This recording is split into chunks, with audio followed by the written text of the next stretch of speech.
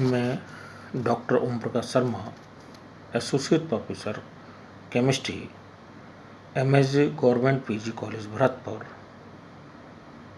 आज BSc part third में रसायन शास्त्र के पेपर थर्ड फिजिकल केमिस्ट्री के तहत एक अत्यंत महत्वपूर्ण चैप्टर विलियन सॉल्यूशन को प्रारंभ करने जा रहा हूँ। जैसा कि आप सभी जानते हैं कि रसायन शास्त्र को पढ़ने में विलियनों का बहुत महत्वपूर्ण योगदान होता है। बिना विलियनों को समझे हम रसायन शास्त्र को नहीं समझ सकते। रसायन शास्त्र की प्रत्येक ब्रांच, भले ही ऑर्गेनिक केमिस्ट्री हो, चाहे इनऑर्गेनिक हो, फिजिकल हो या स्पेक्ट्रोस्कोपी हो या इस रसायन शास्त्र के उपयोग हो, हमें हर क्षेत्र में विलियनों को प्रयुक्त करना पड़ता है, उपयोग में लाना पड़ता है।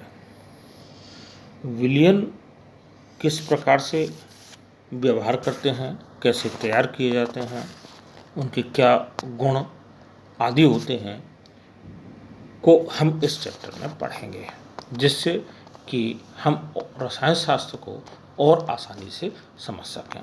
तो चलो आज हम प्रारंभ करते हैं रसायन शास्त्र का बहुत ही महत्वपूर्ण टॉपिक सॉल्यूशन।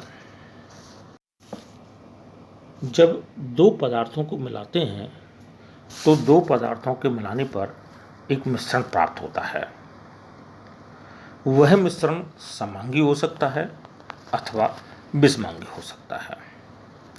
समांगी मिश्रण से तात्पर्य उस मिश्रण में केवल एक ही प्रावस्था उपस्थित होती है, या फिर हम कह सकते हैं कि उस मिश्रण के किसी भी भाग से कोई सैंपल लिया जाए और किसी रासायनिक अथवा भौतिक गुण का ज्ञात किया जाए तो प्रत्येक भाग में उस रासायनिक गुण या भौतिक गुण का मान समान प्राप्त होता है।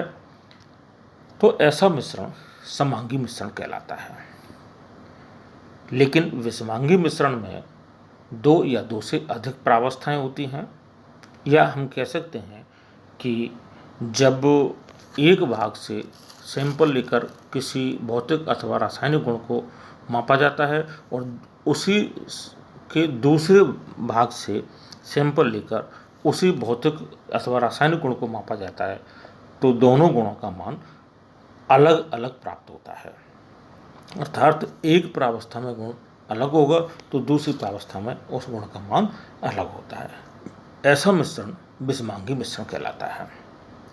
जब दो या दो से अधिक पदार्थों को मिलाने पर समांगी मिश्रण प्राप्त होता है तो वह मिश्रण विलयन कहलाता है, या हम ये कह सकते हैं कि दो या दो से अधिक पदार्थों का समांगी मिश्रण विलयन कहलाता है।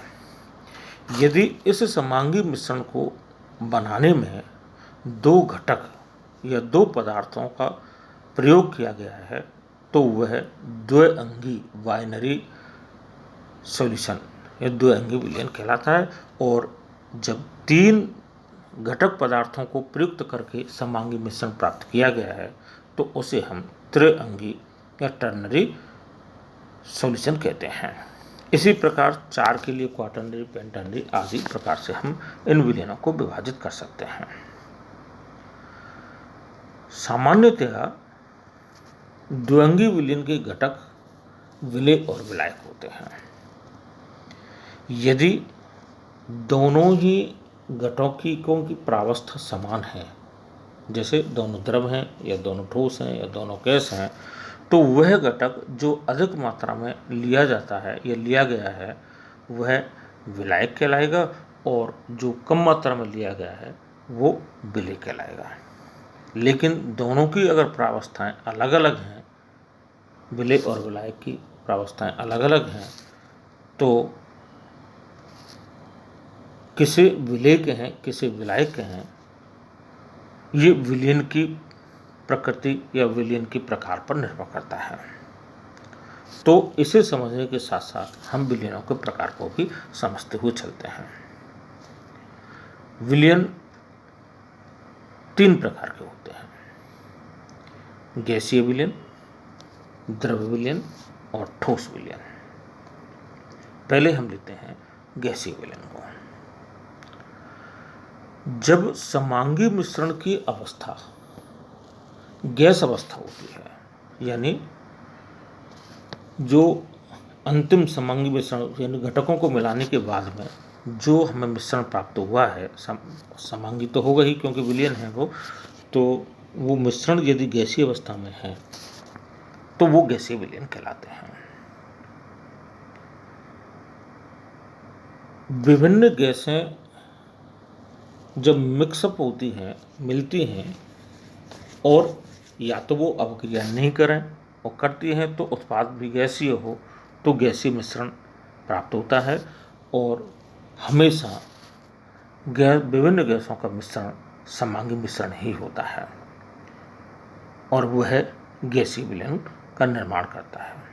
तो वह घटक गैस जो अधिक मात्रा में ली गई है वह विलायक कहलाएगी और जो घटक गैस कम मात्रा में ली गई है या उपस्थित है वह विलेय कहलाएगी। दूसरे प्रकार के विलयन होते हैं द्रव विलयन। जब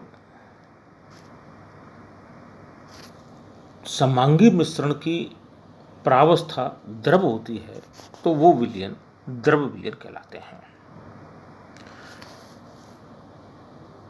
तो द्रव को घोल करके या मिला करके द्रव मिश्रण अगर हमें प्राप्त हुआ है तो जो अधिक मात्रा में लिया गया है वह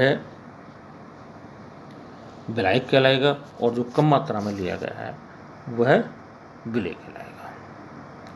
यदि गैस या ठोस को द्रव में मिला करके समांगी मिश्रण प्राप्त हुआ है और समांगी मिश्रण की प्रावस्था द्रव है तो जो द्रव है वह विलायक कहलाएगा और जो ठोस अथवा गैस उसमें घुली हुई है वो विलेय कहलाएगी। जैसे पानी में चीनी घोलने पर जो विलयन प्राप्त होता है द्रव विलयन कहलाएगा और पानी विलायक होगा और चीनी विलेय होगी। यदि दो द्रवों को मिलाकर के द्रव विलयन बनाया है तो जो द्रव अधिक मात्रा में उपस्थित है वह विलायक होगा और जो कम मात्रा में उपस्थित है वो विलेय होगा। यदि दोनों द्रव घटकों में से एक घटक जल है तो जल ही विलायक कहलाएगा क्योंकि जल यूनिवर्सल सॉल्वेंट सार्वभौमिक विलायक होता है। इसी प्रकार से ठोस विलयन में जो समांगी मिश्रण है उसकी अवस्था यदि ठोस है तो वह विलयन ठोस विलयन कहलाएगा। यदि ठोस में ठोस मिक्सअप करके ठोस विलयन प्राप्त किया गया है तो जो ठोस अधिक मात्रा में है वह विलायक होगा और जो कम मात्रा में है वो विलेय होगा।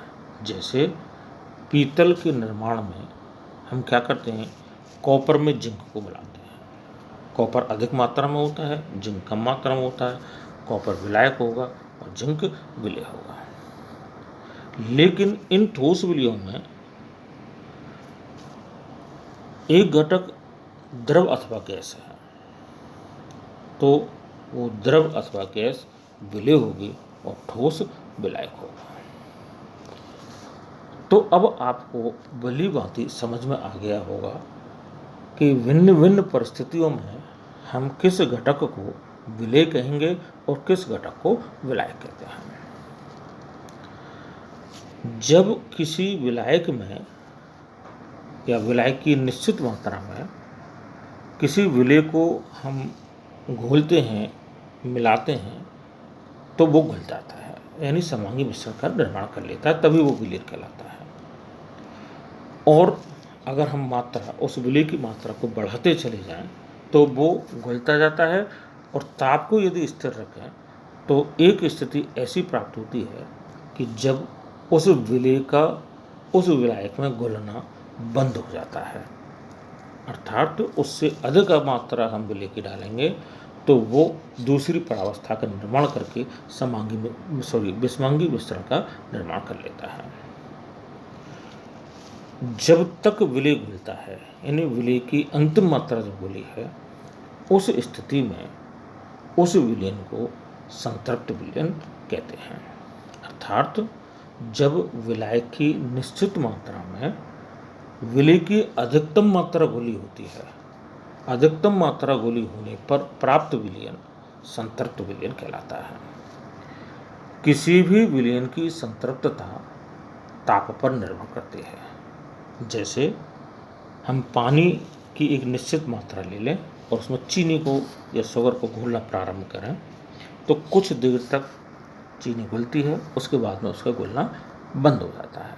लेकिन यदि हम ताप को बढ़ा देते हैं तो उसका घुलना पुनः प्रारंभ हो जाता है, यानी जो पहले संतृप्त विलयन बन गया था, ताप बढ़ाने पर असंतृप्त हो गया और अधिक विलय को वो घोल सकता है। और यदि हम ताप को फिर स्थिर रखें तो चीनी की मात्रा को बढ़ाते जाएं तो पुनः दोबारा से हमें एक बार फिर संतृप्त विलयन प्राप्त होता है। और यह संतृप्तता तब तक बनी रहती है जब तक ताप का मान परिवर्तित नहीं होता है या हम विलायक की मात्रा को और नहीं बढ़ाते हैं। यदि हम विलायक की एक निश्चित मात्रा लें, जैसे 100 ग्राम, तो 100 ग्राम विलायक में विलेय की जो अधिकतम मात्रा घुली होती है या जितनी अधिकतम मात्रा घुलती है वह उस विलेय की उस विलायक में विलेयता कहलाती है। एक ही विलायक में एक निश्चित विलेय की कितनी मात्रा घुली होगी, यानी विलेयता कितनी होगी, वो दूसरे विलेय के सापेक्ष भिन्न होगी। अर्थात हम कह सकते हैं कि एक ही विलायक में भिन्न भिन्न विलेयों के लिए विलेयता का मान अलग अलग हो सकता है। किसी विलयन का जो गुण है वो विलायक की निश्चित मात्रा में विलेय की कितनी मात्रा घुली हुई है पर निर्भर करता है। भिन्न भिन्न मात्राओं में उपस्थित होने पर उस विलयन के गुण भिन्न भिन्न प्राप्त होते हैं। जैसे आप लैब में जब काम करते हो तो आपको देखा होगा कि कभी हम डाइल्यूट HCl को काम में लेते हैं तो कभी कंसनट्रेट को लेते हैं। तो कंसनट्रेट HCl के अलग गुण होते हैं, डाइल्यूट के अलग गुण होते हैं। कंसनट्रेट में ज़्यादा मात्रा में HCl घुला हुआ है और डाइल्यूट में कम मात्रा में HCl घुला हुआ है। किसी विलयन में विलायक की निश्चित मात्रा के साथ कितना विलेय घुला हुआ है, इसे अभिव्यक्त करने के लिए हम विलयनों का संगठन, कंपोजिशन ऑफ सॉल्यूशन नामक टॉपिक को लेते हैं।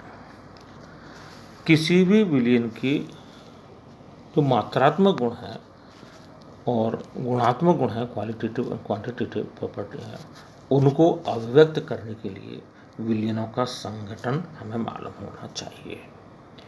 विलयनों के संगठन को हम दो प्रकार से अभिव्यक्त कर सकते हैं, एक भार आयतन इकाई और दूसरा भार इकाई के रूप में। भार आयतन इकाई में विलेय का भार और विलयन का आयतन लेते हैं। ध्यान देना, विलेय का भार और विलयन का आयतन लेते हैं। और इसके जो उदाहरण होते हैं, मोलरता है, नॉर्मलता है, फॉर्मलता है। दूसरा भार इकाई है। भार इकाई में हम विलेय और विलायक या विलायक की जगह पे हम विलयन भी ले सकते हैं, दोनों की भारों का प्रयुक्त करते हैं। ये जो विलेय और विलायक या विलयन के भारों को हम प्रयुक्त करते हैं तो प्राप्त इकाई मोललता, मोललिटी, भार प्रतिशत जैसे वेट परसेंटेज, मोल फ्रैक्शन या मोल वन आदि प्रयुक्त होते हैं। नेक्स्ट व्याख्यान में हम इन दोनों ही प्रकार की यूनिट्स, भार आयतन इकाई और भारवाही इकाई को डिटेल में स्टडी करेंगे और इनसे संबंधित जो इकाइयाँ हैं जैसे मोलरिटी, नॉर्मलिटी, फॉर्मलिटी, मोललिटी आदि को हम डिटेल में स्टडी करेंगे। और इनको स्टडी करने के बाद आपको मालूम पड़ेगा कि किस प्रकार से एक निश्चित सांद्रता का विलयन हम प्राप्त कर सकते हैं, या एक निश्चित सांद्रता का विलयन हमारे पास में उपलब्ध है तो दूसरी सांद्रता का विलयन हम प्राप्त कर सकते हैं। Thank you.